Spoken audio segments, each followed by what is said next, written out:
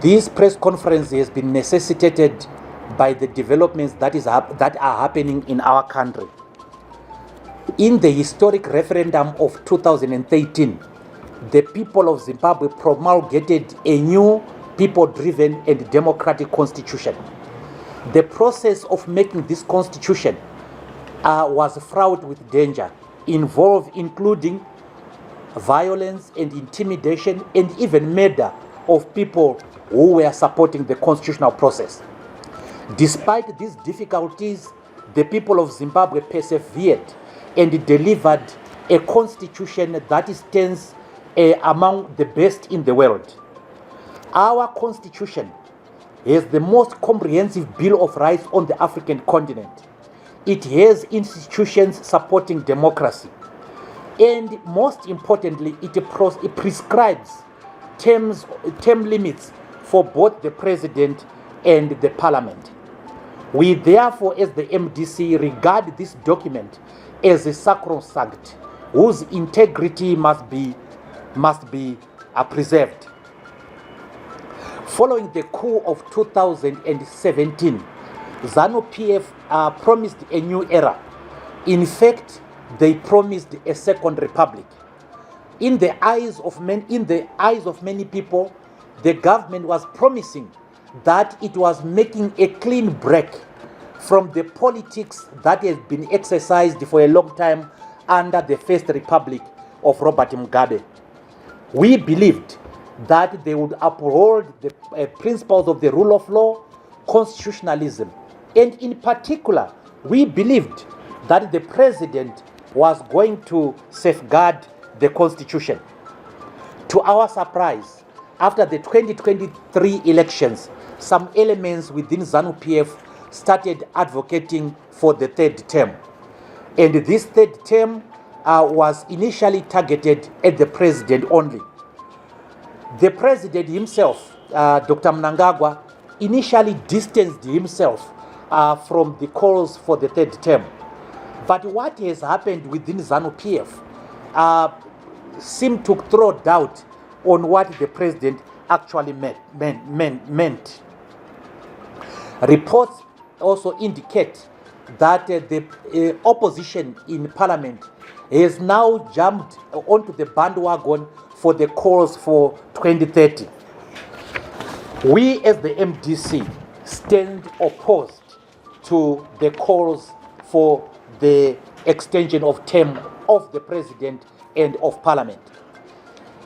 But before I go to the president, let me go to the process that led to members of parliament changing course and supporting the third term.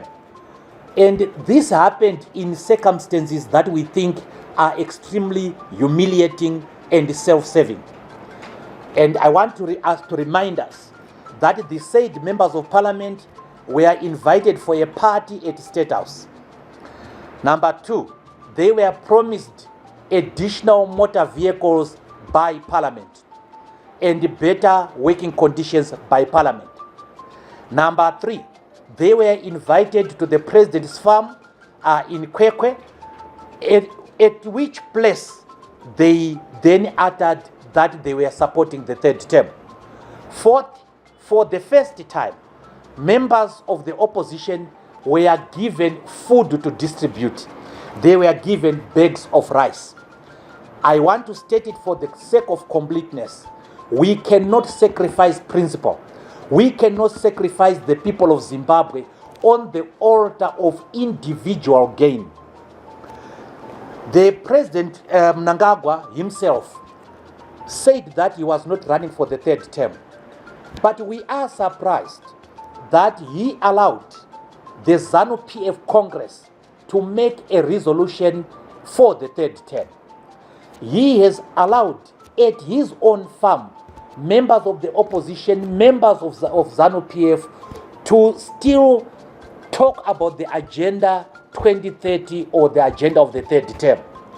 In our view, the president is indicating right while turning left, and we cannot accept that. The MDC is firmly opposed to the constitutional amendments for 6 reasons. First of all, the proposed amendments undermine the democratic principles enshrined in both the Constitution and international best practice. Our Constitution says a president must serve for 2 terms of 5 years. International best practices says the same. So in bringing these amendments, we are violating that national principle and international principle. Point number 1. Point number 2, these amendments primarily serve the interests of the politicians who are involved in making these amendments. First of all, to the members of parliament, they want an additional unended term. Some of them clearly are now unelectable, and they want to be cushioned against the vagaries of democratic practice. And also, if the 3rd term is allowed, it then leads to the establishment of a dynasty. Point number 2. Point number 3, the proposed amendments are being made despite the severe economic challenges that the people of Zimbabwe are facing. Now, one of the justifications given is that both the president and the parliament are doing extremely well. In other words, in some quarters they say President Mnangagwa has run the country so well that he deserves the 3rd term. This is not true. This is not correct. The people of Zimbabwe are suffering. There is unemployment. There is many people cannot afford the basic necessities of life. Although the Minister of Finance tells us about how the economy is doing well, the common man and the common woman are not experiencing any of this. Then number 4, Zimbabweans were subjected to long periods of one party and one man rule under President Robert Mugabe. I think we did about 38 years under the rulership of one person. And Zimbabweans rejected that long-serving nature of heads of state. And they said that there must be a limited term. What this amendment would do is to bring back that era that we are running away from. It is to bring back what life was under Mugabe, and this was rejected by the people of Zimbabwe. Then number 5, let's not ignore the biological issues. President Mnangagwa is 82.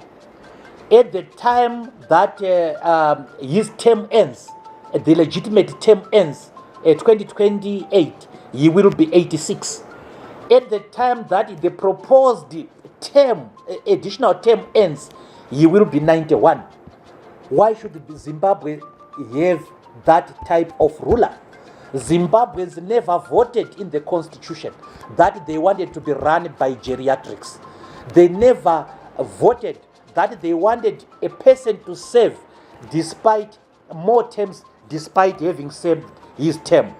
Coming to President Mnangagwa, he was a key member of Mugabe's cabinet since 1980.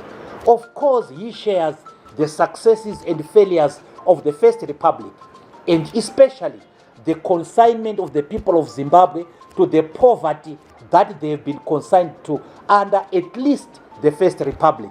He cannot escape blame. He and his colleagues in Zanu PF cannot escape blame.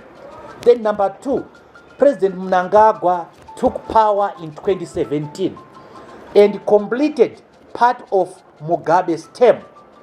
Then he served another 5 years since 2018. He has been given another 5 years. I think he should be grateful.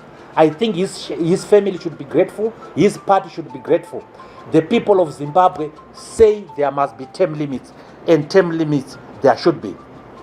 Now, Zimbabwe is under international isolation, which is point number 6. Zimbabwe is under international isolation. Read those documents that establish the international isolation. Zidera, for example, and the comments by the Commonwealth. We find out that one of the reasons why Zimbabwe is under international isolation is the death of its democratic practices. What this amendment will do is it will cement Zimbabwe's image as a pariah state among the international community. Ladies and gentlemen, we all agree that Zimbabwe must rejoin the Commonwealth. The benefits of joining the Commonwealth are clear for all to see.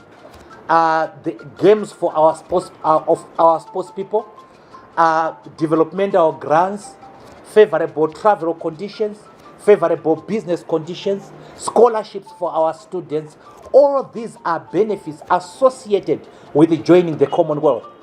And the Commonwealth has said that they are considering Zimbabwe's application, but they are concerned with this type of amendments. So if this amendment is put, Zimbabwe will remain under sanctions. Zimbabwe will not rejoin the Commonwealth. And we think this is selfish on the party of those people who are fighting for the third term. Ladies and gentlemen, Zimbabweans, regardless of their political persuasion, are suffering under the economic decline. We know that our people don't have jobs, don't have food. There is economic collapse, total economic collapse. There are social hardships that our people are going through, especially in the urban areas. We stand totally opposed as the MDC to the wanton demolition of people's properties. We stand opposed to the partisan distribution of food aid that is happening in the rural areas. We are a labor-based party. We take notice that the conditions of service of our civil servants leave a lot to be desired. Most of them cannot afford the basic necessities of life, be they civil servants and even private servants. Adding to that, the pensions are very, very poor, including the pensions of the war veterans. But to us of concern is the raising of the retirement age to 70. Very few people, very few workers will reach that age. And we think that this is unfair. Zimbabweans are being subjected to overtaxation. These are the important issues that the parliament must grapple with. These are the important issues that the executive must grapple with, and not preoccupation with the personal power. Ladies and gentlemen, I want to reiterate that as the MDC, no one has come to us saying they want a third term. What we only heard from the president himself was what he said when he was in China, that he was opposed. But we are worried about the developments coming from the opposition, coming from Zanu PF itself, that the dangers of a third term are real. For that reason, we as the MDC are going to make preparations for a no vote during the referendum. We know that any extension of term will mean that there will be a referendum. In fact, in this case, there will be two referendums. The first referendum is a simple referendum on extension of term. Should term of office of the president be extended or not? And assuming that the referendum succeeds and the MDC gives notice that it is going to campaign no, it is going to campaign for a no vote as it did in 2000. This constitution amendment is unrighteous and self-serving. So we are going to campaign to the people of Zimbabwe to join forces with whoever wants to join forces with us to fight this third term, which amounts to desecration of the constitution. And of course, there will be the second referendum. And as you know, the law says that even if there is an extension of term, that extension cannot benefit the incumbent. They will need another referendum, this time specifically stating whether or not President Mnangagwa must stand again. And these two referendums must not be within 6 months of one another. So we will campaign for a no vote again, not because we have anything personal against President Mnangagwa. We think that President Mnangagwa, after his term, must go and rest. We think that it is time for other leaders. So we will campaign no in that regard. We campaign no against the MPs who want to extend their own term of office. They are doing this thing for their own benefit. The MDC never did that. Whatever changes the MDC was party to were for the benefit of the generality of the people of Zimbabwe. The president must uphold and defend the constitution. And the constitution further goes on to say that the parliament is duty bound to preserve the constitution. This parliament, the worst parliament we have had in living memory, is party to desecration of the constitution, and we accordingly put them on notice. Thank you. I'm being reminded by our vice president. As you know, Vice President Mpariwa was the Minister of Public Service, Labor and Social Welfare. And before that, she was a member of the General Council of the Zimbabwe Congress of Trade Unions. There, she was also a member of the Commercial Workers Union, and so on. Now, she reminds me that Zimbabweans are some of the most taxed people on earth.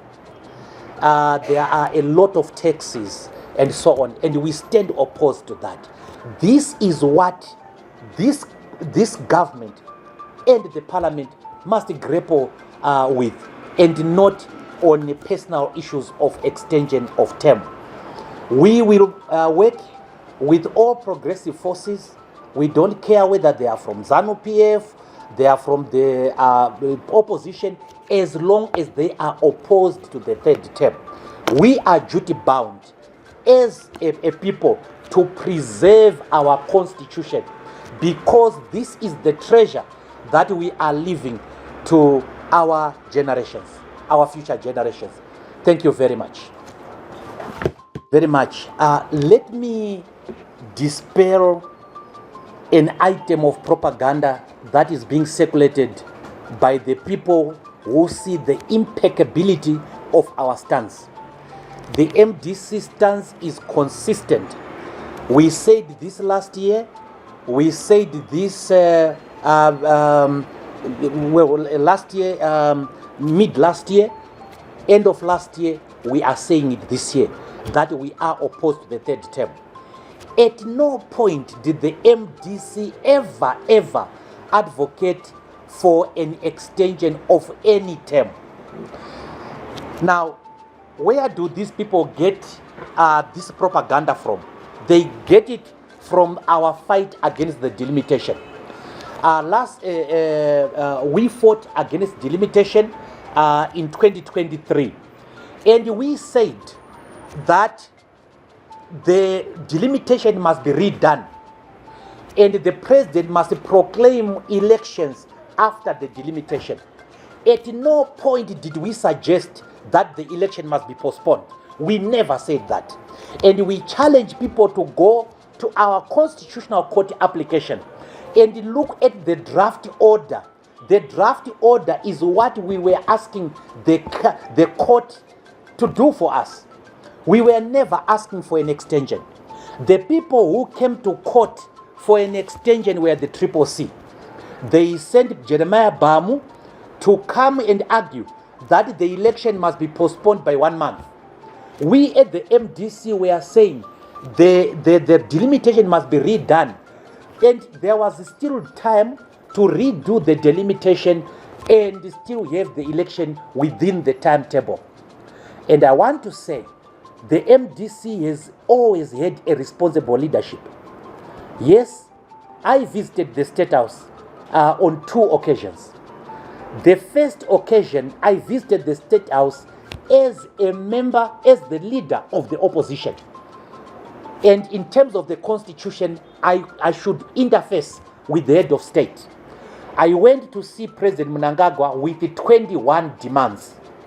And those demands included the demands for electoral reform, including the diaspora vote. They included the demand for dialogue over the economic and social problems in Zimbabwe. That was the reason why I attended the State House. And we have agreed with my team that despite the fact that the document was confidential, we are going to make it available to the people of Zimbabwe so that they see why we were in the State House for the 21 demands, including the diaspora vote and other electoral reforms. The second time that I went to the State House as head of the MDC was to voice my concern and my disapproval to the head of state himself over the delimitation. So I went and confronted President Mnangagwa that the delimitation report is wrong, and I demonstrated to him how wrong it was. So that is the reason why I went to the State House, and it was with the full blessings of my party. I never took my members of parliament for a party at State House. I never took my members of parliament to be given bags of rice. I never took my members of parliament to anyone's farm. I went there in order to advance what was good for Zimbabwe. Now, we boycotted the 2023 elections because, number one, the delimitation report still existed, and there was no possibility of a free and fair election. We want that anybody who participates in this election will have consequences that go beyond simple participation and losing the election. They would split. We want, and it happened. We were punished by the Zimbabwe Election Commission. 87 of our MPs were disqualified from participating simply because we had embarrassed the Zimbabwe Election Commission by fighting against the delimitation. We had also embarrassed the state security, who had played an important role in the delimitation commission, and we were punished for it. 87 of my members of parliament were disqualified, and it was irresponsible of me as president to continue without 87 of my candidates. I was serious with taking power and running the affairs of the country. When you are president, you run the country via a parliament, via a cabinet drawn from parliament. Where was I going to draw my cabinet? Where was I going to draw people who were going to run my agenda? And therefore, just like Morgan Tsvangirai did in 2008, we made a principled decision to move out of the election. We let those who participated in the election deal with their mess. We never at any time said that our withdrawal from 2023 equals to endorsement for 2030. I don't see how the two match. They don't match. We were protesting against the delimitation and other malpractices. What must exercise the minds of any right-thinking opposition is the issue of electoral reforms. We want to participate in the elections of 2028, and we want to advocate for electoral reforms. Now, the MDC is not going to sit by and wait for the day of reckoning. We are not going to sit idly by and wait for the day of reckoning.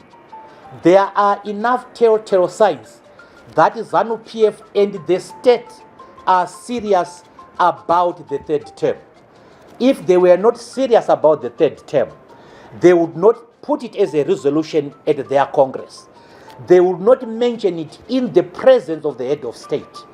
They would not punish those people who are against the third term. Therefore, Zanu PF is serious. And we as the MDC are serious. This press conference is the beginning of our action, our struggle against the third term.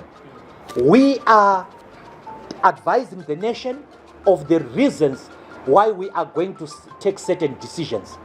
And from here, we are going to go into full advocacy, telling the people of Zimbabwe what dangers they are going to be put in.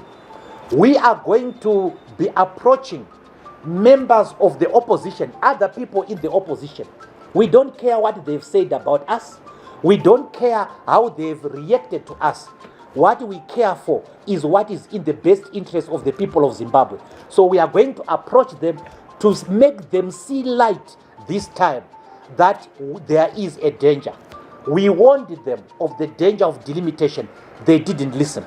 We warned them of the dangers of participating in 2023. They didn't listen. And what has happened, I hope, will make them listen. We are warning them of the dangers of the third term. We know that people are going to be arrested. We know that false charges are going to be brought against us.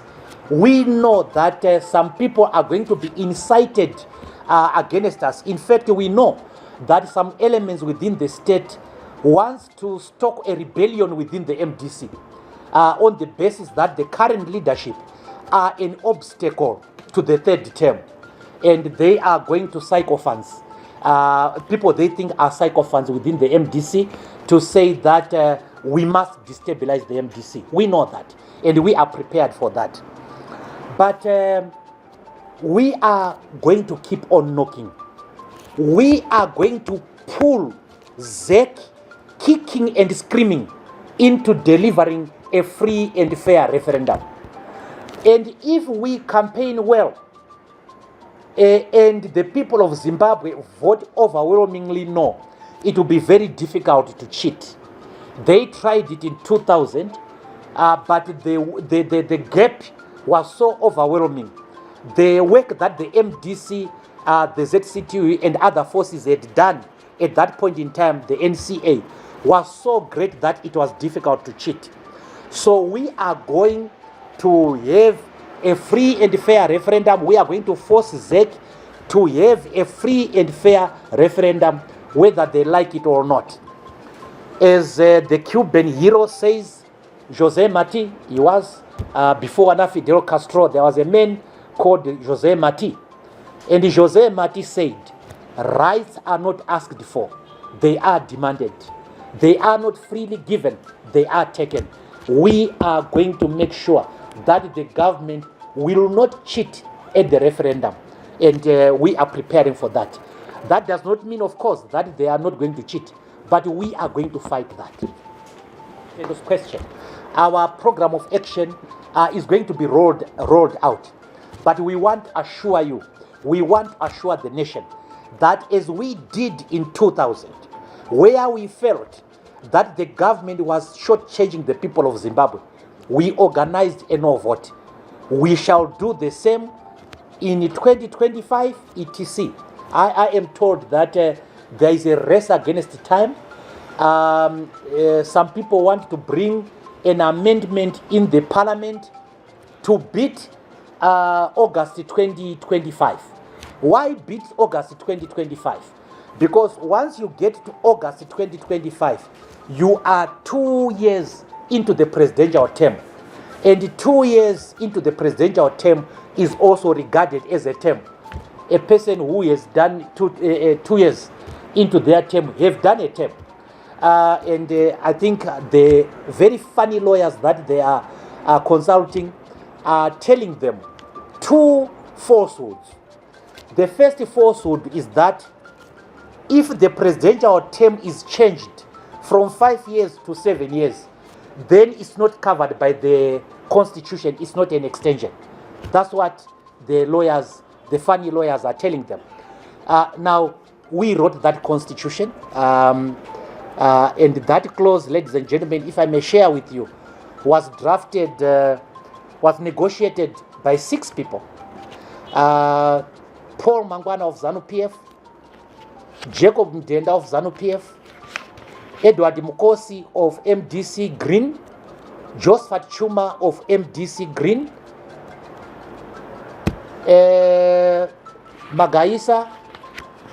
Alex Magaisa of MDC-T, and Douglas Mwonzora of MDC-T. And when we wrote that clause, we were very, very, very careful. It's not going to be easy to amend this constitution. And when we say extension of term, if a term was 1 year and you make it 1 year, 6 months, you have extended it. You have extended the elastic band. That's an extension of term. So we don't know where these lawyers are getting this from, but we stand ready to litigate. We stand ready to demonstrate. We stand ready to advocate to the people of Zimbabwe. So regarding the method we are going to use, we will follow the teachings of Vladimir Lenin. And Lenin said in his article, Guerrilla Warfare, and I quote, "There is no prescribed method of struggle. Every method will depend on the circumstances that exist at that point in time." So what we are going to do, what we are going to employ as the MDC is going to be determined when we start playing the game. But as the MDC, we have already started. We are conscientizing our people. We are not going to engage in anything unlawful. We are going to act in the four corners of the Constitution. Thank you.